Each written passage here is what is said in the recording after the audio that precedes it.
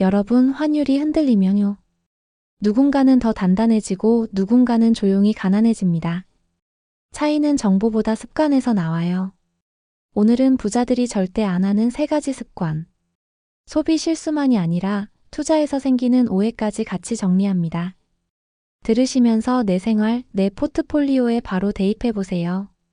우선 소비 습관입니다. 이번 연휴에 해외여행 많이들 다녀오셨을 텐데요. 뉴스에서 환율 얘기가 나올 때 마음이 급하셨을 것 같아요. 실제로 요즘 뉴스를 들어보면 계속 환율이 오르고 있으니 지금 아니면 늦는다. 그렇게 느껴질 때가 많았습니다. 보통 사람들은 이럴 때 공항에 가서 한 번에 왕창 환전하고 해외에서는 원화로 결제하시겠어요? 라는 말에 익숙하니까 이해하고 답하죠. 돌아오면 어떻게 되죠? 스프레드, DCC, 해외 결제 수수료까지 조용히 적지 않게 돈이 셉니다. 투자도 같습니다. 달러가 강세다. 아니다, 약세다. 방향 베팅을 하죠. 레버리지, 인버스, CFD 같은 강한 무기도 씁니다. 한두 번은 맞을 수 있어요. 그런데 3번째에서 크게 맞습니다. 오늘은 이 타이밍 중독을 어떻게 끊는지 소비와 투자 둘 다 한 번에 정리해 드립니다. 먼저 우리는 왜 타이밍에 중독될까요? 행동 편향이 3가지가 있습니다. 첫째, FOMO. 놓칠까 두려움입니다. 남들 다 샀다는데 나만 못 사면 불안하죠. 뉴스의 큰 숫자와 빨간 화살표가 감정을 자극합니다. 둘째, 근거 없는 학습입니다. 2번 우연히 맞춘 경험이 내 예측력을 과대평가하게 만듭니다. 그래서 포지션이 커지고 결국 몰빵이 됩니다. 셋째, 확증 편향입니다. 내 의견에 맞는 정보만 보고 반대 신호는 무시합니다. 그러다 리스크 관리가 사라집니다. 이제 소비에서 터지는 실수를 봅니다. 패턴은 한 번에 크게 그리고 비싸게입니다.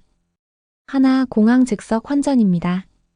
공항은 보통 스프레드가 넓습니다.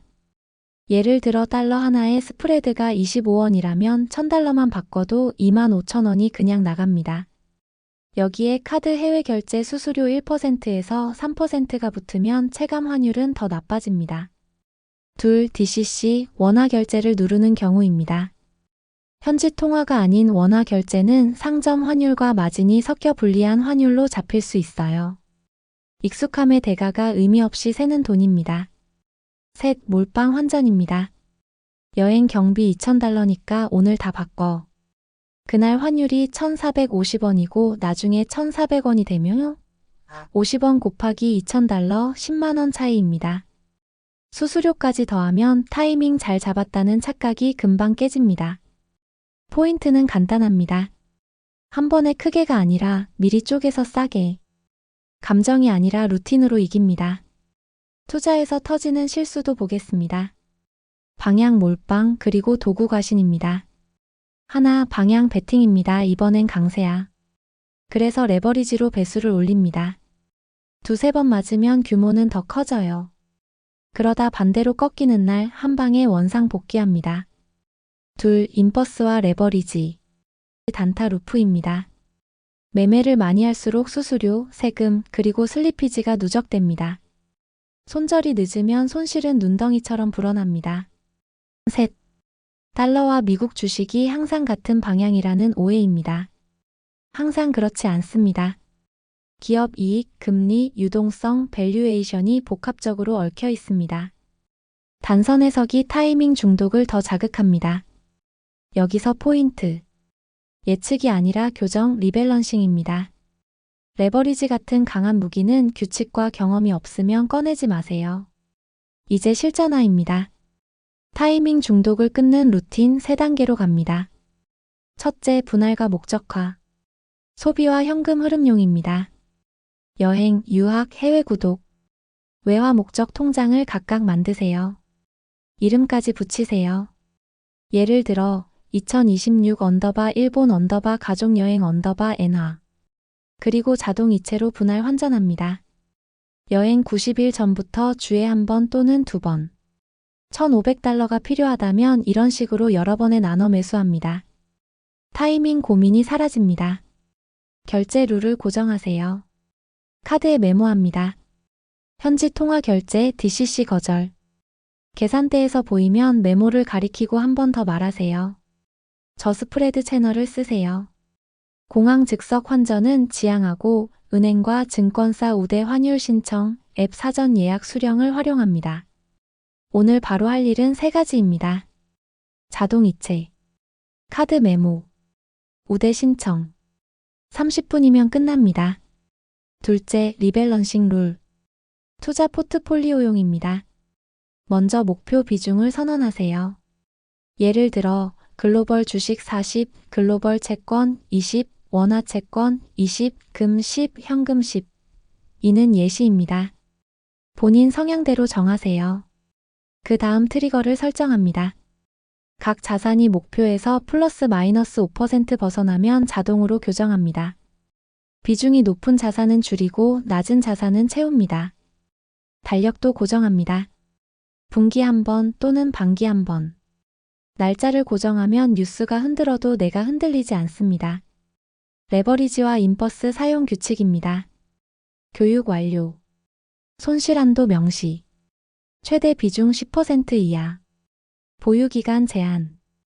4가지 중 하나라도 못 지키면 사용 금지입니다. 셋째, 사전 시나리오 매트릭스입니다. 머릿속에 표를 그려보세요. 달러 상승, 주식 상승. 기업 이익과 안전자산 선호가 동시에 나올 수 있습니다. 달러 상승, 주식 하락. 위험 회피와 달러 강세 충격의 조합입니다. 달러 하락, 주식 상승. 위험 선호 회복과 신흥시장 개선의 조합입니다. 달러 하락, 주식 하락. 성장 둔화와 정책 혼선일 수 있습니다. 각 칸마다 내 행동을 미리 적어둡니다. 예를 들어 달러 상승의 주식 하락이면 해외 지출 계정은 분할 매수 유지. 포트폴리오는 리밸런싱으로 채권 비중을 올립니다. 달러 하락의 주식 상승이면 달러 현금 버킷은 유지하되 추가 베팅은 하지 않습니다. 과열일 때는 리밸런싱으로 주식 비중을 조절합니다. 시나리오가 준비돼 있으면 뉴스는 그냥 알림입니다. 숫자로 빠르게 체감해 봅니다. 첫째, 환율 50원 변동. 1000달러 지출이면 5만원 차이. 2000달러면 10만원입니다. 환전과 결제 수수료까지 얹히면 차이는 더 커질 수 있어요. 둘째, 스프레드 25원에 1000달러면 25,000원입니다. 한 번에 바꿀수록 누적 비용은 올라갑니다. 그래서 분할이 답입니다. 셋째, 해외 결제 수수료 2%를 가정하면 1,500달러 결제는 약 30달러. 원화로는 환율 1,400원 가정 시 약 42,000원. 현지 통화 결제와 수수료 낮은 카드로 절감하세요. 결론은 간단합니다. 타이밍보다 비용입니다. 비용을 낮추면 타이밍을 못 맞춰도 결과가 좋아집니다. 함께 체크하는 미니 워크시트입니다. 앞으로 90일 안에 달러나 엔화 지출이 있나요? 여행, 유학, 구독. 금액은 얼마인가요? 12의 분할로 나누면 한 번에 얼마인가요? 오늘 외화 목적 통장을 열 수 있나요? 카드의 현지 통화 결제 DCC 거절 메모했나요? 내 목표 비중은 무엇인가요? 내 리밸런싱 트리거는 무엇인가요? 플러스 마이너스 5% 가능하신가요? 레버리지와 인버스 4가지 규칙을 모두 지킬 자신이 있나요? 하나라도 아니오면 사용 금지입니다. 이 7가지를 적고 사진으로 저장해 두세요. 흔들릴 때 꺼내보면 마음이 안정됩니다. 자주 묻는 5문장, 타이밍 관점에서 빠르게 답합니다. 1. 지금 꼭지 같아요. 꼭지 찾기 게임을 멈추고 분할로 평균 단가를 만드세요. 2. 뉴스 보고 전량 환전해도 되나요? 공항 환전과 전량 환전은 비용 폭탄일 수 있습니다.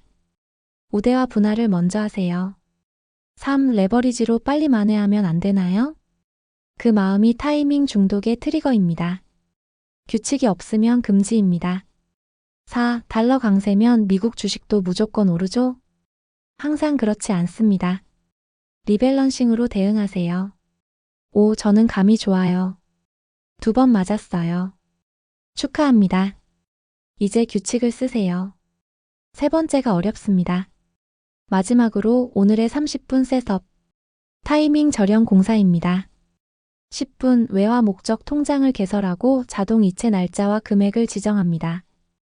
5분 카드 뒷면에 현지 통화 결제 DCCNO라고 적고 가족 단톡에 공유하세요. 10분 목표 비중과 플러스 마이너스 5% 리밸런싱 트리거를 캘린더에 반복 등록합니다. 5분 레버리지와 인버스 4가지 규칙을 점검합니다. 하나라도 미충족이면 사용 금지입니다. 마무리합니다. 핵심만 기억하세요. 예측 대신 규칙, 몰빵 대신 분할, 충동 대신 루틴. 이 3가지만 잡으면 환율 뉴스가 흔들려도 내 계좌는 평안합니다. 본 내용은 정보 제공이며 투자 권유가 아닙니다. 두 번째, 통화 미스매치와 해지 오해를 방치하는 습관. 소득은 원화인데 지출은 달러와 엔으로 나가는 집들이 정말 많습니다. 아들 유학비, 넷플릭스나 어도비 같은 해외 구독료, 연말 여행 경비, 해외 직구, 심지어 클라우드 요금까지. 환율이 출렁이면 생활비 자체가 들쭉날쭉해집니다. 여기에 외화 소득도 없으면서 외화 대출까지 얹혀 있으면 환율이 오르는 순간 원리금이 같이 불어납니다. 그때부터 가계부는 매달 긴급 상황이 됩니다. 먼저 생활 파트부터 잡겠습니다. 지출 통화와 자금 통화를 맞춰주는 것. 이게 핵심입니다. 달러로 반드시 나갈 돈이 명확하다면 달러를 그때그때 비싸게 사지 말고 미리 조금씩 모아두는 겁니다. 방법은 간단합니다. 달러 목적 통장을 여세요. 이름은 딱 봐도 쓰임이 보이게. 2026년 유학비 USD, 연말 가족여행 USD, 소프트웨어 구독 USD. 그리고 월급일 다음날 금액을 잘게 쪼개서 자동이체로 달러를 적립하세요. 60일, 90일, 6개월. 기간은 상황대로. 여행 경비가 2,000달러면 12번으로 나눠서 1회당 166달러씩. 환율이 100원 오르내려도 체감 충격이 낮아집니다. 한 번에 크게가 아니라 미리 쪼개서 싸게. 생활은 이 한 문장으로 충분합니다. 숫자로 한 번만 체감해 볼게요. 매달 1,500달러 유학비를 낸다고 가정합니다. 환율이 1,350원에서 1,450원으로 100원만 올라도 한 달 차이가 15만원. 1년이면 180만원입니다.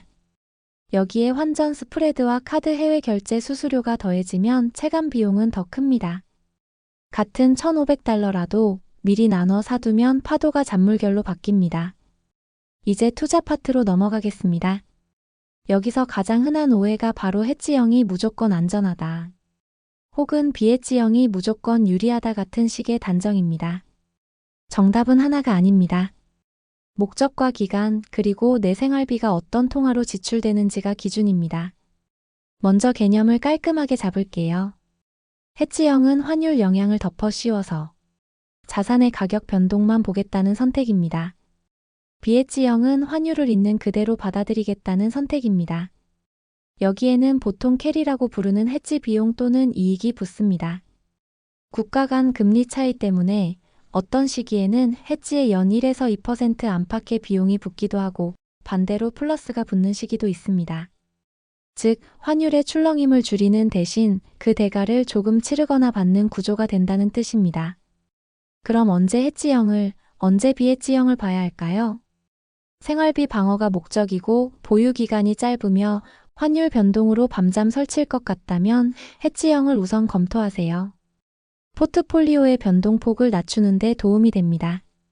특히 글로벌 채권처럼 이자와 안정성이 목적일 때는 환율 변동이 성과를 뒤틀지 않게 해지형이 실전적으로 쓰입니다. 반대로 장기 분산이 목적이고 달러를 통화 완충제로 함께 들고 가고 싶다면 비해지형이 의미가 있습니다. 주식의 장기 보유처럼. 투자 기간이 길수록 통화 노출이 포트폴리오 전체의 분산 효과가 될 때가 있기 때문입니다. 다만 이 선택은 생활과 연결해 봐야 합니다. 매월 지출 대부분이 원화라면 포트폴리오의 환율 노출을 어느 정도만 허용하고 급전이 필요한 자리는 원화로 비워두는 편이 마음이 편합니다. 배당과 쿠폰에서 생기는 조용한 누수도 빼놓을 수 없습니다. 배당이 달러로 들어옵니다. 여기서 조세 조약에 따른 원천 징수가 먼저 빠져나가고 브로커의 환전 수수료가 붙을 수 있습니다. 받은 달러를 곧장 원화로 바꾸는지 달러로 재투자하는지에 따라서도 실수령액이 달라집니다. 여기서 팁은 간단합니다. 첫째, 배당 통화와 원천세율, 환전 수수료를 브로커별로 꼭 비교하세요. 둘째, 재투자 타이밍을 분기 리밸런싱 날짜와 묶으면 불필요한 환전이 줄어듭니다. 셋째, 작은 수수료 차이라도 연 단위로 누적되면 의미가 커집니다. 배당은 습관으로 절약하는 영역입니다. ADR과 원주 차이도 기억해 두세요. ADR은 미국 시장에서 거래할 수 있게 만든 영수증 형태의 증권입니다. 편리하지만 발행 구조상 별도의 수수료가 붙거나 배당 전달 과정에서 일정 비용이 공제되는 경우가 있습니다. 원주 대비 공시와 행사 일정이 달라서 배당 지급 시점이나 세부 조건이 어긋나는 경우도 있습니다. 같은 회사를 산다고 끝이 아니고 어떤 통로로 사느냐에 따라 보이지 않는 마찰이 달라집니다. 이제 가장 위험한 케이스. 외화 대출입니다. 외화로 벌지 않는데 외화로 빌리면 이자가 아무리 낮아 보여도 환율이 한 번만 크게 흔들리면 원리금이 통째로 불어납니다. 예를 들어 10만 달러를 1,300원에서 빌리면 1억 3천만 원입니다. 환율이 1,450원이 되면 원금 환산액만 1억 4,500만 원. 아무 일도 안 했는데 1,500만 원이 늘었습니다. 이 구간에서 심지어 달러 이자도 납부해야죠. 외화 수입이 꾸준히 들어와서 대출 통화와 현금 흐름이 일치한다면 모를까? 그게 아니라면 외화 대출은 원칙적으로 보류가 맞습니다. 그렇다면 정리해 볼게요. 생활은 통화 매칭. 투자는 목적과 기간. 이 두 줄이면 대부분의 실수가 사라집니다. 실전에 바로 쓰는 루틴을 드리겠습니다. 첫째, 통화 매핑. 가계부 맨 앞장에 통화별 흐름표를 만드세요. 원화로 들어오는 급여, 달러로 나가는 유학비, 구독료, 여행 경비. 월 단위로 합계만 잡아도 됩니다. 눈으로 보이면 바로 고칠 수 있습니다. 둘째, 맞춤 비율. 지출 달러의 60에서 80%를 미리 적립한다는 목표를 세우세요. 처음엔 50%로 시작해도 좋습니다. 부담 없이 오래 가는 게 승리입니다. 셋째, 실행 장치. 달러 목적 통장을 만들고 자동이체를 걸어두세요. 월 1회든 월 4회든 리듬만 유지하세요. 이건 예측이 아니라 생활관리입니다. 넷째, 투자 선택. 주식처럼 성장에 베팅하는 자산은 장기로 본다면 BH형의 통화 완충 효과를 일부 활용할 수 있습니다. 다만 포트폴리오 전체의 환율 노출이 과도하지 않도록 현금과 채권 같은 방어 자산은 해지형과 원화를 섞어 변동을 낮춰주세요. 채권 중심의 안정 자산은 이자라는 목적이 선명한 만큼 해지형이 실전에 맞는 경우가 많습니다. 다섯째, 배당과 환전. 브로커 수수료, 환전 루트, 원천세. 세 가지를 한 번만 정리하면 이유는 반복입니다. 배당 재투자일은 리밸런싱일과 같게.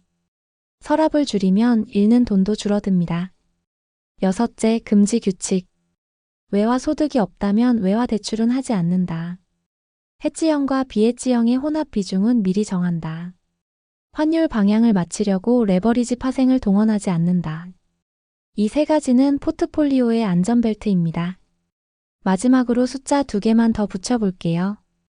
엔화가 900원에서 1000원이 되면 일본 여행 30만엔 경비는 300만원에서 330만원이 됩니다. 달러 배당 2000달러를 받을 때 원천세와 환전 수수료로 몇 %가 빠져나가면 연간 수백 달러가 사라집니다. 작아 보여도 매년 반복되면 크기가 달라집니다. 생활은 루틴으로, 투자는 규칙으로 통화 미스매치와 해지 오해는 오늘 종이에 한 줄씩만 적어도 절반은 해결됩니다. 정리합니다. 달러로 나갈 돈은 달러로 미리 모은다. 투자는 기간과 목적에 맞춰 해지형과 비해지형을 고른다. 배당과 환전은 브로커별 비용을 비교하고 리밸런싱 날에 묶는다. 외화 대출은 외화 소득이 없는 한하지 않는다. 이 네 줄이면 환율이 흔들려도 생활과 포트폴리오는 잔잔해집니다. 예측을 줄이고 구조를 만든 사람이 결국 오래갑니다. 마지막 한 바구니에 올인하는 습관. 사람들은요, 편한 걸 좋아합니다. 눈에 보이고 익숙하고 손에 잡히는 것. 그래서 대부분 한 바구니에 몰아 담습니다. 원화 예금만, 혹은 달러만, 혹은 금만, 혹은 코인만. 그 순간엔 마음이 편해요. 하지만 시장은 늘 우리가 한쪽에 기대 앉았을 때 반대편에서 흔듭니다. 먼저 원화 100%부터 볼게요. 현금이 최고지. 은행이 제일 안전하다. 맞습니다. 안전합니다. 그런데 환율이 급등하면요. 우리 바깥 세상의 가격은 달러 기준으로 움직여요. 여행 경비가 오르고 수입 원자재가 오르고 해외 서비스 가격도 오릅니다. 나는 그대로 있는데 세상만 비싸지는 느낌. 그게 바로 원화 100%에 보이지 않는 손실입니다. 방어도 놓치고 기회도 놓칩니다. 반대로 달러 몰빵도 위험합니다. 달러는 긴급 시세다. 그래서 다 달러로 바꿔둡니다. 그런데 우리는 한국에서 원화로 살아가요. 월세, 대출 이자, 장보기, 교육비 다 원화입니다. 달러가 조정받는 구간에선 평가손이 집중되고 환전 타이밍이 스트레스가 됩니다. 생활 통화와 자산 통화가 엇갈리면 마음이 먼저 흔들립니다. 통화 괴리가 만든 피로감 생각보다 큽니다. 금만 들고 가는 경우도 볼까요? 금은 위기 시 방어력이 있습니다. 하지만 금만 들고 있으면 배당도 이자도 없습니다. 현금 흐름이 비는 동안 생활에서 현금이 필요하면 결국 금을 쪼개 팔아야 해요. 그때의 가격이 좋을지 나쁠지는 아무도 모릅니다. 방어는 방어대로, 성장은 성장대로 역할을 나눠야 합니다. 그리고 요즘 많은 분들이 말하는 스테이블 코인 현금 대체. 듣기엔 편해요. 하지만 유동성, 보관, 규제, 패그 유지, 전송망 리스크. 은행 예금과는 구조가 완전히 다릅니다. 생활비의 핵심을 전부 거기에 기대면 예상치 못한 순간에 입출금이 막힐 수 있어요. 편의성은 장점이지만 버킷의 중심이 되어선 안 됩니다. 그래서 답은 구조입니다. 몰빵 대신 3층 유동성 버킷. 1층 원화 비상금 3에서 6개월 생존 자금입니다. 2층 외화 소액 버킷. 유학비, 구독, 여행처럼 확정 지출을 완충합니다. 3층 장기 분산 자산. 글로벌 주식 채권 그리고 금. 여기는 연 1에서 2회 리밸런싱으로 비중만 교정합니다. 지도처럼 4분면 분산도 깔아두세요. 원화와 금융, 원화와 실물, 외화와 금융, 외화와 실물. 각 분면 최소 비중을 두면 공백이 사라집니다. 실전 규칙은 간단합니다. 첫째, 1층을 쓰면 1층부터 먼저 복구. 둘째, 90일 안에 외화 지출이 있으면 2층부터 채우기. 셋째, 2층, 3층은 자동이체로 감정 개입을 막기. 넷째, 리밸런싱 날짜를 달력에 고정. 다섯째, 레버리지 파생은 총량 10% 이내, 기간 제한, 손실 한도 사전 명시. 여섯째, 내 비중, 규칙, 트리거를 말로 설명할 수 있게 정리. 숫자 하나만 기억하세요. 월 지출 300만 원이라면 1층 6개월은 1,800만 원. 이 여유가 있어야 뉴스에 덜 흔들립니다. 한 문장으로 마무리합니다. 예측하지 말고 구조를 설계하세요. 1층으로 살고 2층으로 완충하고 3층으로 자라게 하세요. 그리고 4분면과 리밸런싱으로 빈틈을 막으세요. 환율이 흔들려도 계좌는 잔잔해집니다. 여러분의 버킷 비율은 어떻게 되나요? 댓글에 1층, 2층, 3층 적어보세요. 함께 점검하면 더 단단해집니다. 이 콘텐츠는 정보 제공이며 투자 권유가 아닙니다. 오늘 영상이 도움이 되셨다면 구독과 좋아요, 알림 설정 잊지 마세요.